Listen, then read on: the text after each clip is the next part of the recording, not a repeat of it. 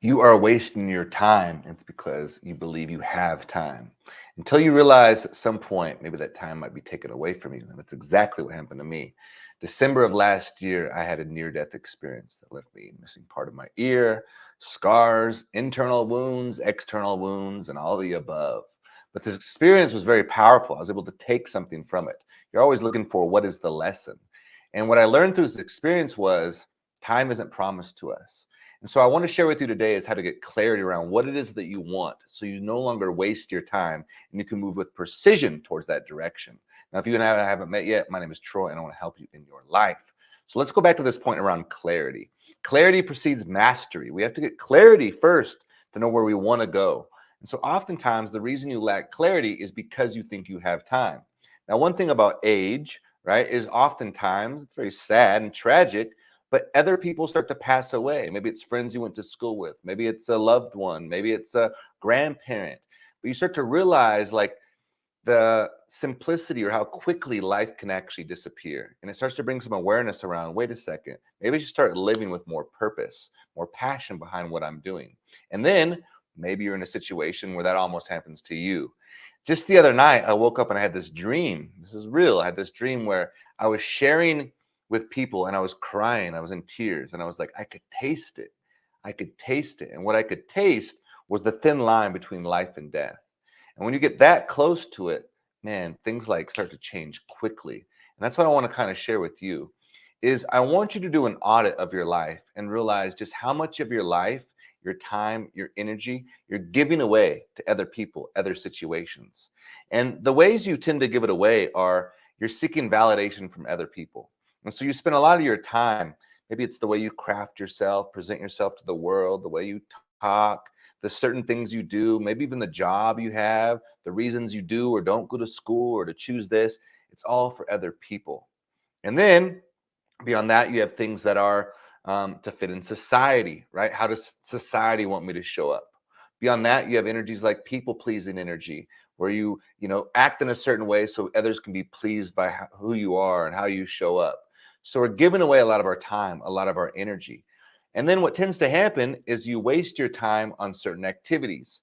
And now this isn't to say that you shouldn't have like leisure activities. You should absolutely do that. You should take naps when it's time to take a nap, sleep when it's time to sleep, enjoy the casual activities of life. I believe that you're on a spiritual journey, and also simultaneously you're right here in the presence of, this meat suit that I'm wearing and the here and now of the physical reality. And so it's a duality, right? And much of life it's a duality. You're doing both.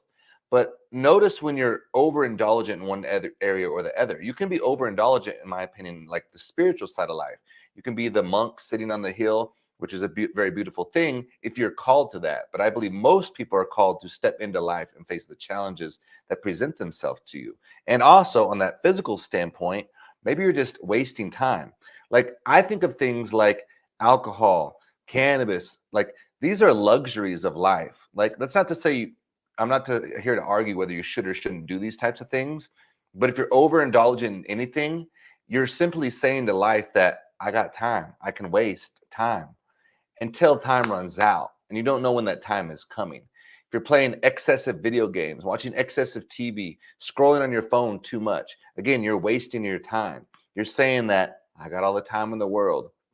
But the reality is you do until you don't anymore. And that's what I want you to understand. Like you don't know when that shot clock's going to run out. And it's a very real, it's easy to overlook these simple lines, right? And one of the simple analogies or examples is, everybody dies, but not everybody lives. And it's easy to kind of overlook those, like, oh yeah, it's a common phrase I hear. But really unpack that. Everybody dies, but not everybody lives. And I want you to look at that in your life. What does it mean to live? Like truly live. Like I want you to ask yourself the question, when's the last time you just went out into God's beautiful creation or the great spirit's creation, the universe's great creation, however you want to look at that, Mother Earth. But like for reals, going out and looking at the reality of like this, the marvels that exist from Earth itself, the Grand Canyon, massive mountains, huge redwood trees, the ocean, all these things are all around us. Go to a museum and see what exists there. Like this is the depth of life, but yet you'd rather waste your time playing a video game, smoking a joint, drinking alcohol. And so when is the moment going to come? What is it going to take for you to wake up? And that's the whole point, is to wake the fuck up and start living life, engaging in life. Like, what do you actually want? How do you want to experience life? You're probably also stuck in a little bit of disbelief, like, oh, it won't happen. And here's the reality is, this is important to understand. It's a nuanced point, but a very powerful point. Your brain, right? The lineage you come from, everything around you is kind of designed in a way to play it safe and to play it the same, right? You're in a reality that's similar to the reality you grew up in. You're in a reality that your friends and you all are kind of the same, right? Fair. However, what is it going to take to move beyond that? And that's how I want you to start thinking. And so you might struggle with the vision to move into that reality because it's new to you. You haven't seen it before. It's no one around you has stepped into that reality before. But if you can, over time, craft out that vision, really guard your mind, guard your thoughts, then you start to see exactly that path forward, where it is that you want to go, what you want to move towards.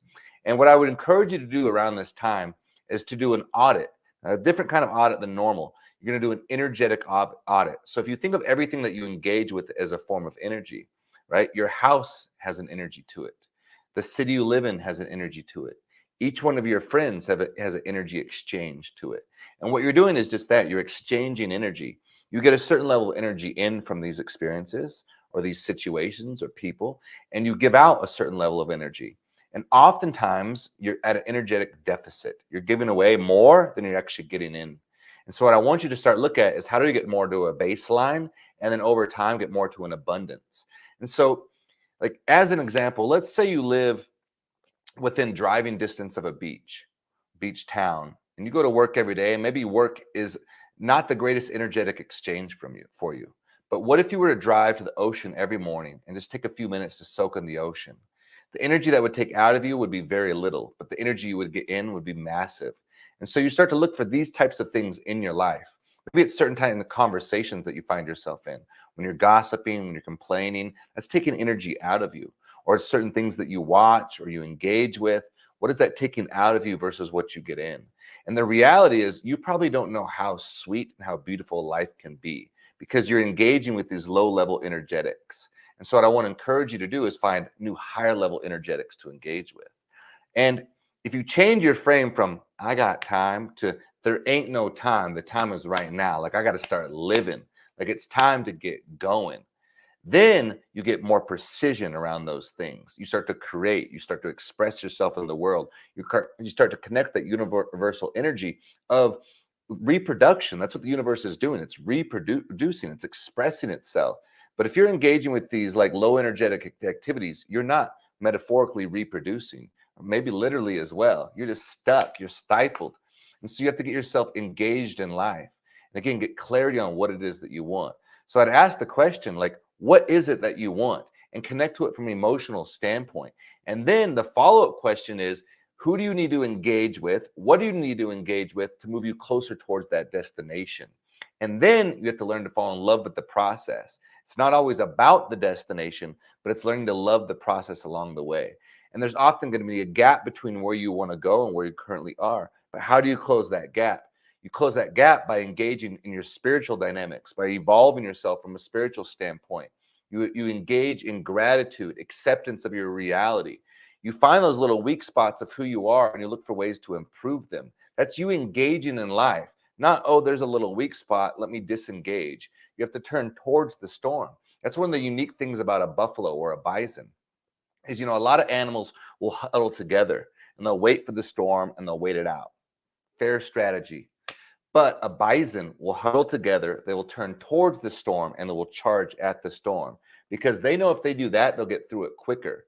So I want you to look at what storms are you avoiding? Which storms are you hiding from? And find your bison, the buffalo you need to surround yourself with.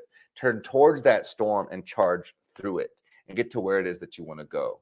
You can do it. It's important. It's perhaps the most important thing you will ever do.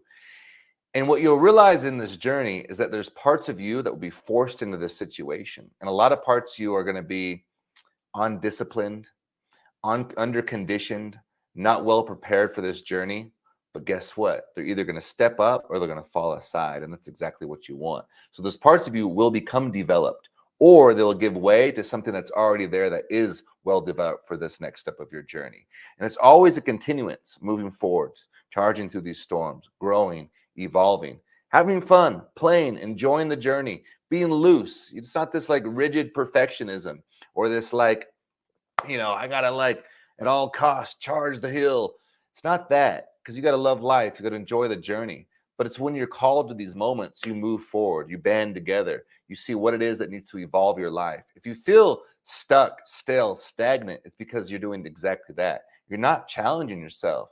And when you do that, just look to nature. The things that are stagnant, that are stale, they wither away and they die. The things that are green, the things that are loose, the things that are vibrant and can move and have fluidity to them are the things that are alive. So you're teaching yourself the art of living. Engage with life more in a different way and watch what happens. I love you. I'm encouraging you to step into this journey. I want you to head over to my website, troyfontana.co, and CO and not com, troyfontana.co, and download the resource I have there for a confidence guide, because confidence is going to be a big part of this journey. It's a free mini course. It's a video series. And also make sure you like, share, subscribe so we can continue this journey together. I love you so much. Until next time, peace.